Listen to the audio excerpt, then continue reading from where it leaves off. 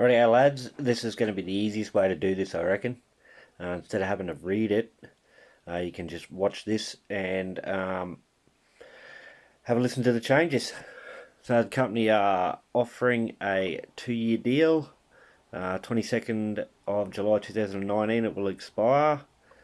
Under the purpose and intent, clause 5, companies removed at B the wording of workplace representative. This is just a start of the removal of the union and workplace representatives. It'll continue throughout the agreement as I go through it.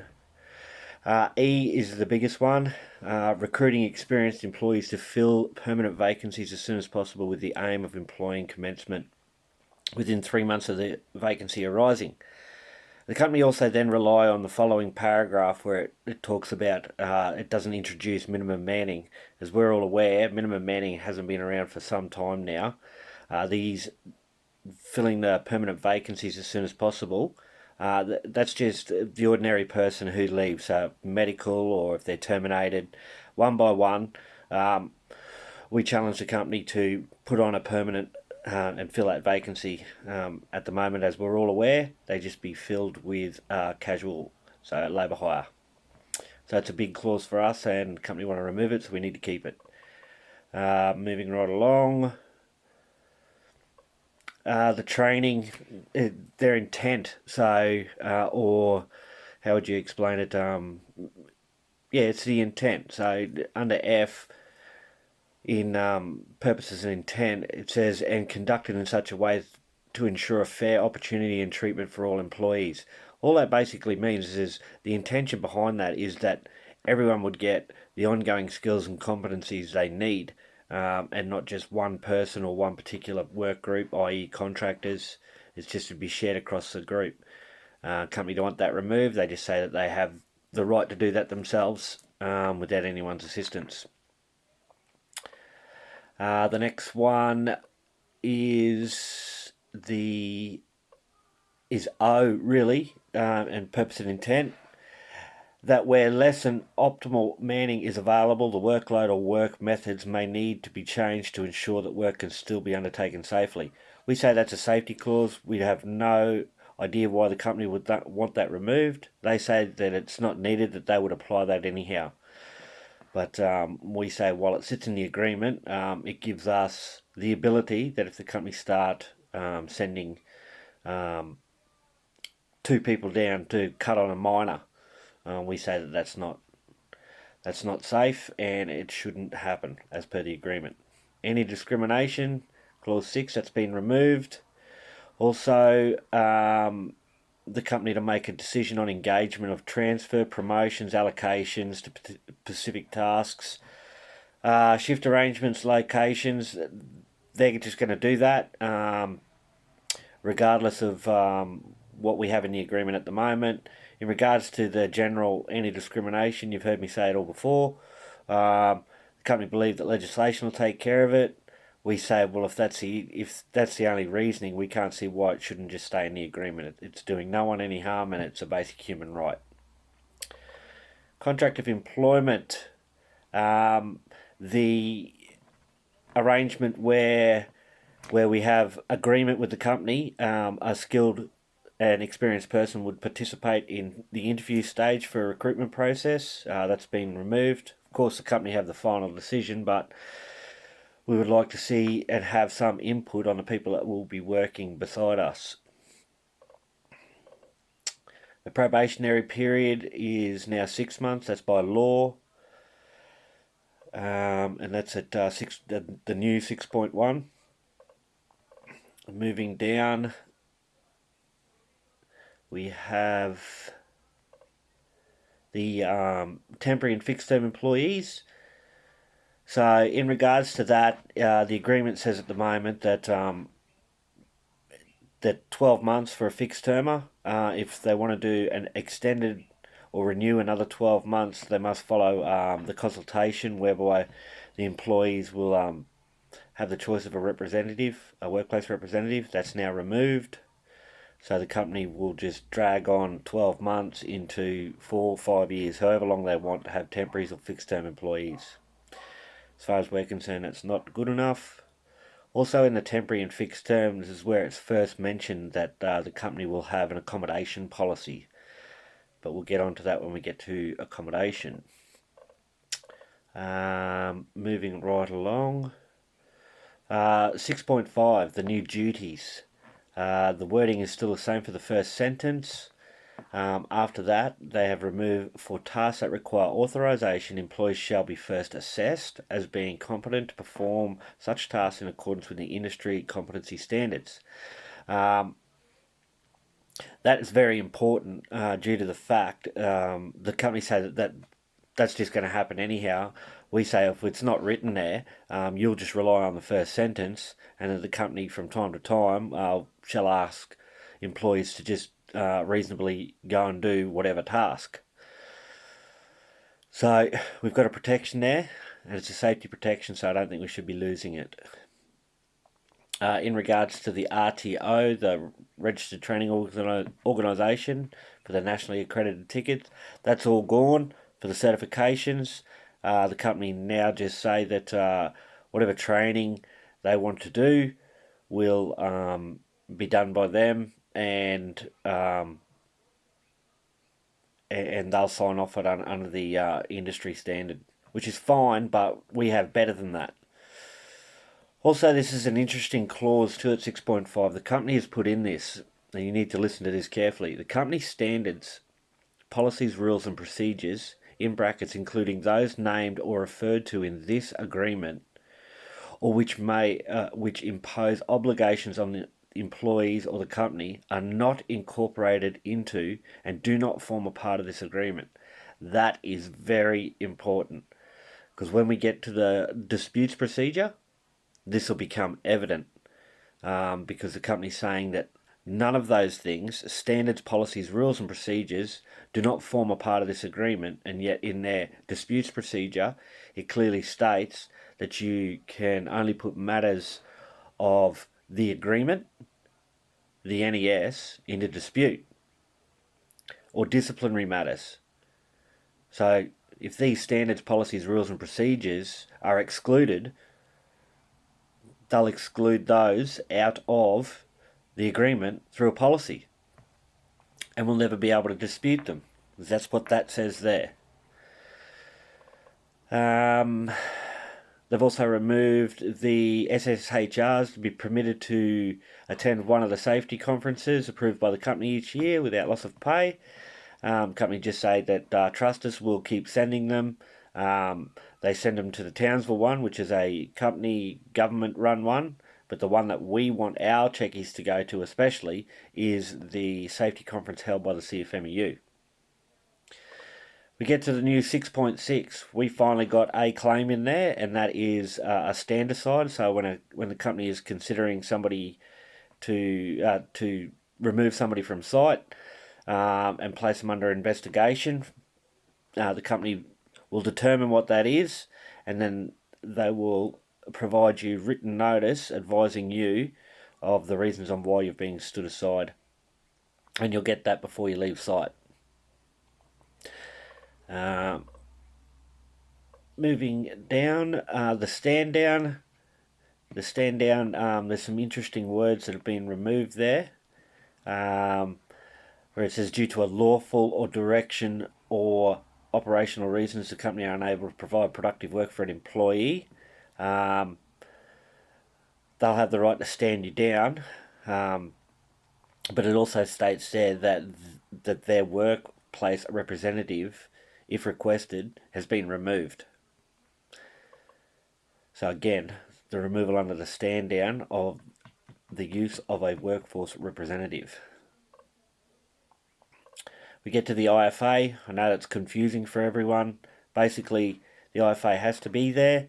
It's required by law. It's an individual flexibility agreement. It is a type of contract that sits inside an agreement for the employer-employee to form some sort of working arrangement that meets the genuine needs of both the company and the employee, for whatever circumstance that may be. At the moment, we have that restricted to three things, which is an arrangement about when work is performed, the overtime rates and penalty rates. Everything else in the agreement is comprehensive and it's covered by that. What the company want is they want to remove these 3 options for someone to change their workplace arrangement to anything, open-ended. So there is no restrictions on anyone to go and see the company about doing an individual flexibility agreement that's better than what this agreement is. And as you're all aware, and you've heard me say before, I don't think that it's fair that the elected people, your lodge representatives and myself, spend 2.5 years of our lives pushing what you guys requested us to put into the agreement, only for the company to come out and say that they want an open-ended flexible agreement. So that's what that one is. I know it's a little confusing, but take my word for it, it's not real flash. In regards to the rostering now at 7, the new 7, the 1 month's notice is turned into 4 weeks. If we have issues that are raised in considering the implementation of that, all that has been removed now. So if the company wished to introduce a roster greater than 10 hours and we think that it's unfair or it's a trial, we can take that off to Fair Work to have it determined, so arbitration. They've also removed all the locked-in rosters in the agreement, so they now don't exist. Moving forward, they've also removed all the wording around how where the company requires employees to transfer. The positions that would be filled by employees who volunteer. So if you wanted to move over to another crew and there was positions over there, that doesn't exist anymore, that they'll be volunteers. The company will just pick and choose who they want. Just movements between rotations, A and B and C and D, that's all gone now. There'll be no discussion about your lifestyle impacts and how that affects you at home. The company will just give you the notification and go. The status change is gone too. And also the employees who are transferred to Monday to Friday for genuine reasons of hazard identification awareness programs and the rehab, that's all gone. So the company will just pick and choose when they want to put people on Monday to Friday. In regards to your training, the training day is still there, but the company's removed all the specific training that the training was set up for. So CABA, first aid, firefighting, safety training. What it basically will be now is the company will just tell you got a training day, you'll show up there and they'll just give you whatever training it's going to be on that day, and you would have had no input into that. Designated start and finish place is an interesting one. The words are the same to the muster area outside the lamp room. Then it now has a comma there, unless employees are instructed to use an alternative location on the surface prior to commencing work. So in other words, if they decide one day in the future to move the start and finish place on the surface 15 minutes away from where you currently have your start and finish place, you'll have to travel there in your own time, go and do your work, and then come out to that point and travel in your own time back to the bathhouse. So in actual fact, if that's 15 minutes either way, you've just given them a half an hour for nothing, because that's what that means, to move that around. So we don't accept that. On the wage rates, guys, company proposed, and so did we, 0%. So that is still the case in regards to that. The advanced minor is still there, but the payment is not. So, no, sorry, that's still there. It's all good. The high duties, that is where the secondment role is now removed. So if the company asks you to go and do a secondment role on day shift, engineer or something like that, that used to attract that you would stay on your normal 7-day roster rate while you did a Monday to Friday job. That is gone now. You're just going to do it for the company's benefit, and they say for your benefit, for your learning knowledge. But so that ain't real flash, and we don't accept that. Your superannuation, I've picked up that the old wording covered all our wages. Looking at this very closely now, we used to receive the 9.5% on our aggregate, plus rostered overtime, weekends, shift work, earnings, trade allowance, public holidays, and bonus. We now have it on projected roster, projected roster earnings, trade allowance, and bonus. So not on the public holidays and other. So they're not paying the full amount as what they used to. So we're losing out in our superannuation now. So it actually is costing us money. So that's another point we picked up just through the new wording. Accommodation assistance, as we're all aware, companies asking for double of what you currently pay, and they're also saying now that it is not now, but saying it's done by a policy, and there is nothing in the agreement that now says that under that policy, if they wish to change those figures, then that will be up to them, and the price will be up to them. All done under a policy. So that's no good.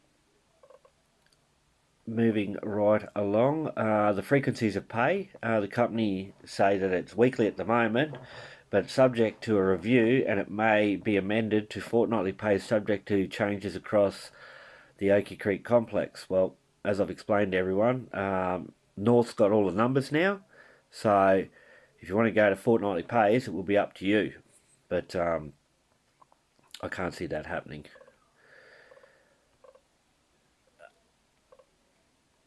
Overtime, I know it's a principle and an intent, but at 17.3 in the new document, you'll see that the words and the principle of a fair go all round has been removed. Basically, what that meant was if you had a one person getting all the overtime, you could challenge the company on that and say, look, there's 4 or 5 blokes in the crew that want to do it. You keep giving it through one bloke. That's not a fair go all around. And you could actually run that because there's an intent behind that, or the words wouldn't be there. They're now removed, so the one bloke will get it. Or, worst case scenario, is none of you will get it and the contractors will get it. Crib times. Here's an interesting one. The company have a very funny interpretation of the award. In a 10-hour shift, you should have a 30-minute break. Anything greater than a 10-hour shift, you will get 2. The company say that one break in the first 10 hours, the 30 minutes, is actually added onto the 10 hours, which makes it a 10.5-hour shift. So you're only entitled to 1 break. And this is what they are proposing in the new agreement under crib times. So, in actual fact, reality, if they wanted to put you all on 10.5-hour shifts, by this agreement, you're only going to be entitled to 1 break. And then on top of that, if they've got the start and finish places at a different place, the extra 15 minutes either side of that, there's 11 hours. So they get an extra hour out of you for nothing, at your cost. Rightio, moving right along. Be patient, I'm going to scroll through this. This is great. Employees who are rostered on a public holiday, if you were to have the day off before or after it, it used to say that the holiday shall not be entitled for payment for such a holiday. So if you had a day off before or after, you wouldn't get paid. That's all it used to say, full stop. Now it says, they've removed those words, and now it says employee's first working day after such a holiday may be dealt with in accordance with a disciplinary procedure. What did I say about disciplinary procedures, policies in that clause back up in 6.5? You won't be able to dispute that because they'll formulate a document that sits in, which sits outside the agreement. These are just realities. This is the way that this is read. People should not read it any other way than the way that I'm explaining it, because that's exactly how it's going to be applied.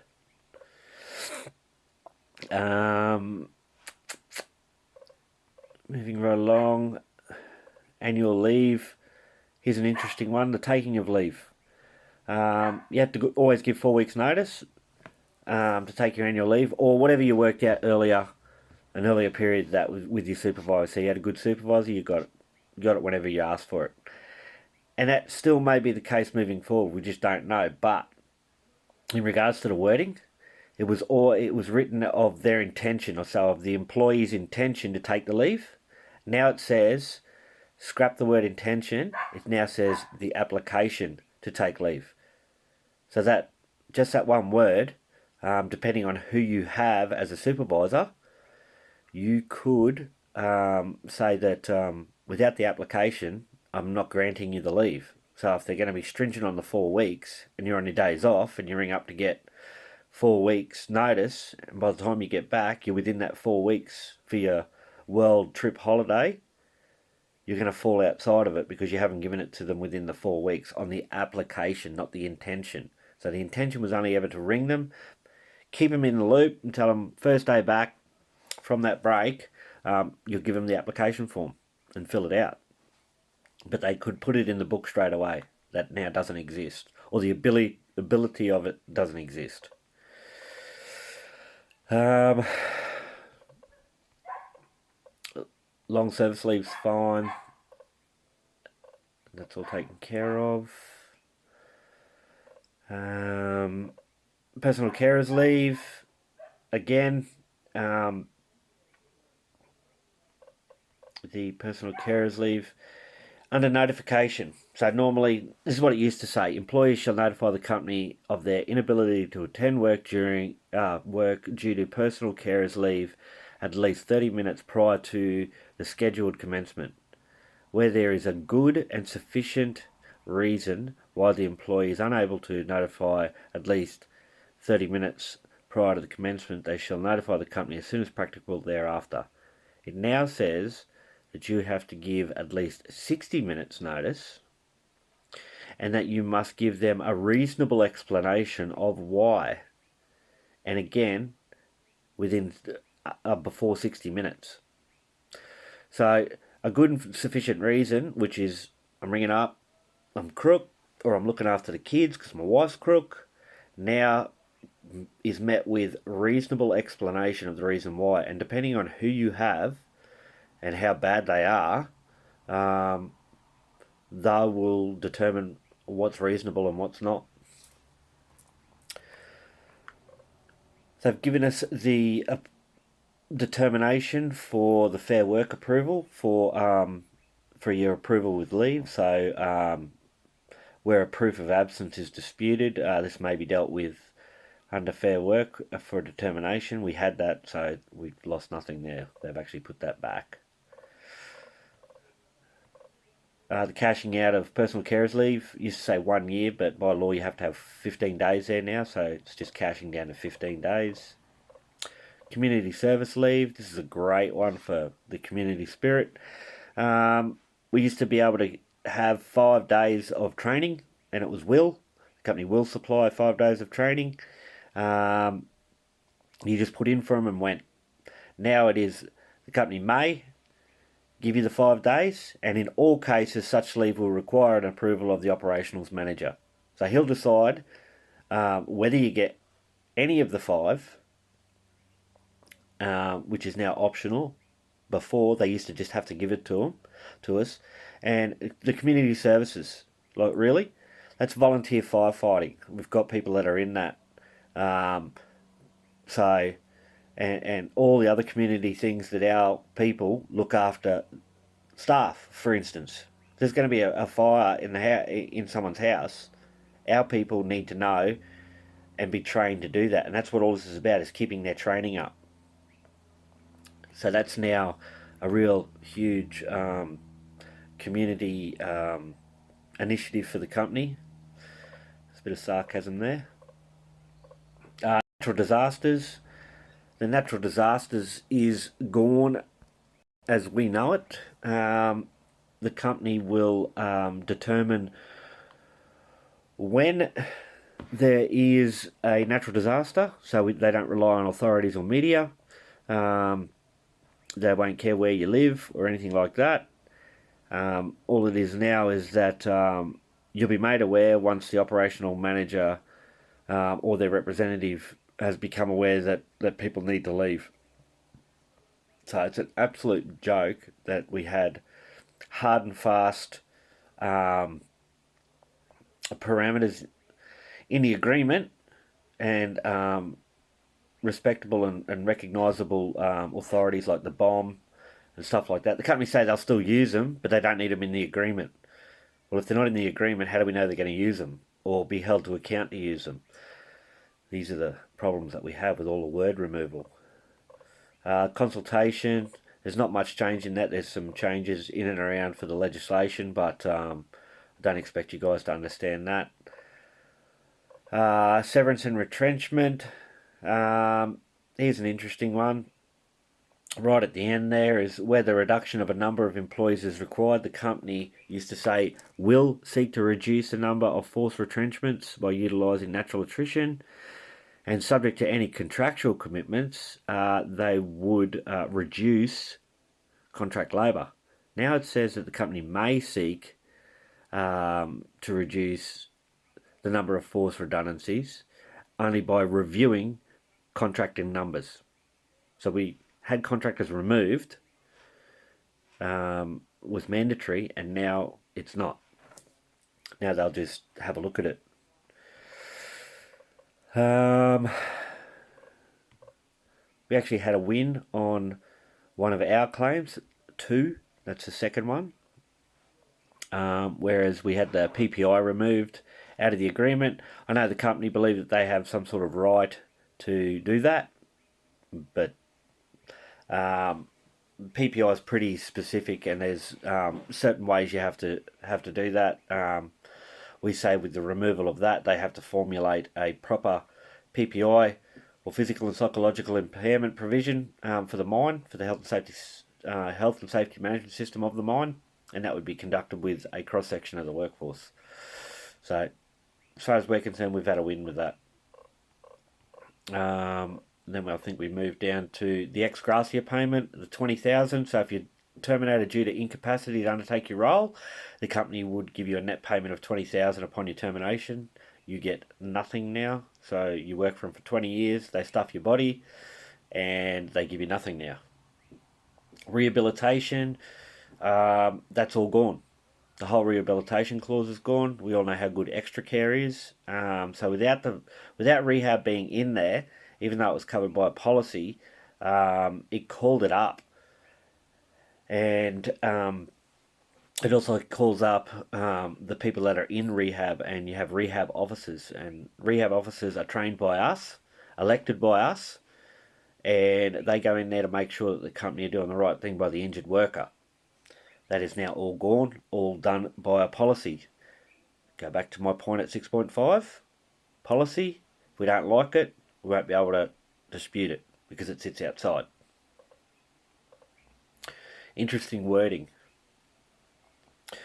The disputes procedure, as I said before, and this is where that 6.5 comes in, arising under the agreement or in relation to the NES, and in relation to any grievance or dispute about a disciplinary matter.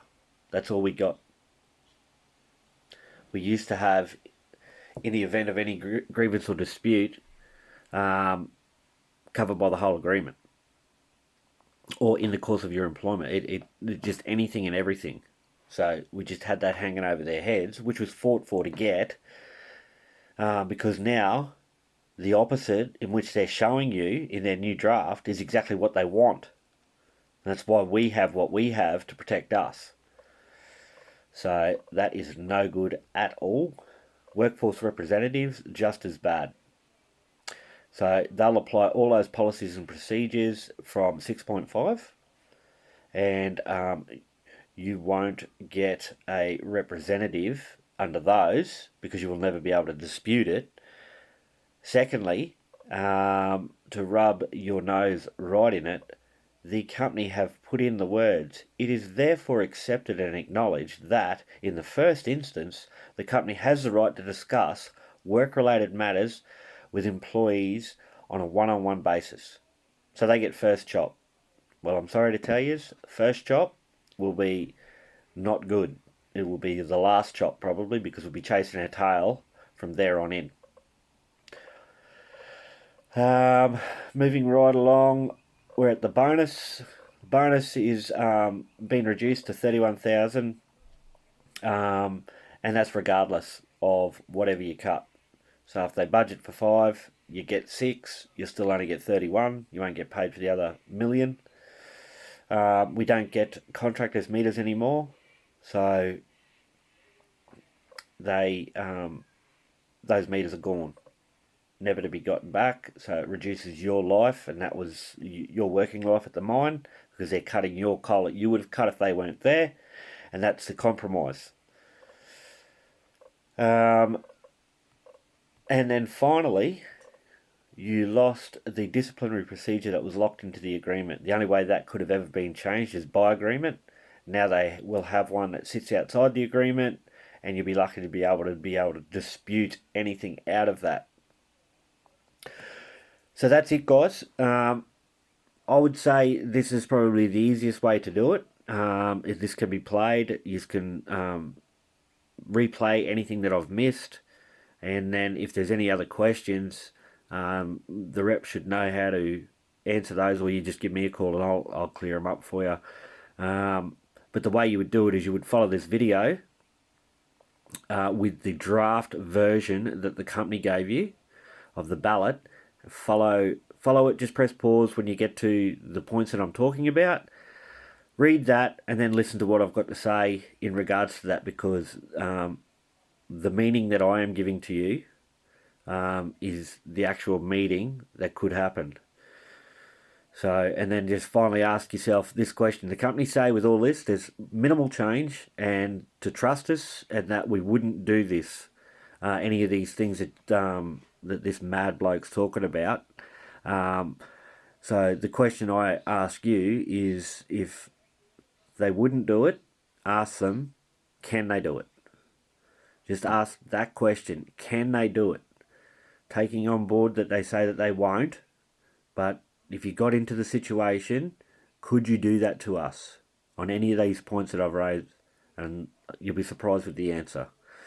All right, lads, I hope it helps. See you later.